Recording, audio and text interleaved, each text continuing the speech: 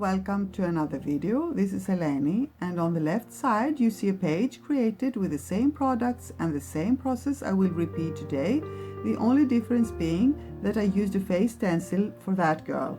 Now the dots that you see in the background is the testing of my new neon set of ladybug dotters. They are a sort of dot markers that you will also see me use later on in the video, and they are the cutest fun markers to play with, especially if you want to create a quick and easy background. So I'm gonna play with gouache, soft pastels, colored pencils, wax crayons, ladybug dotters, cute washi tape, and a permanent black brush marker. Almost all of them are by Jane Davenport, but you can grab whatever similar art supplies that you have and come and play along. This month I am participating in a daily art challenge, creating a new face every day, so this will be part of that challenge. Now if you want to see all of those faces, you can go to my Instagram or to my art page on Facebook where I post daily. Links to all that you can find in the description box below.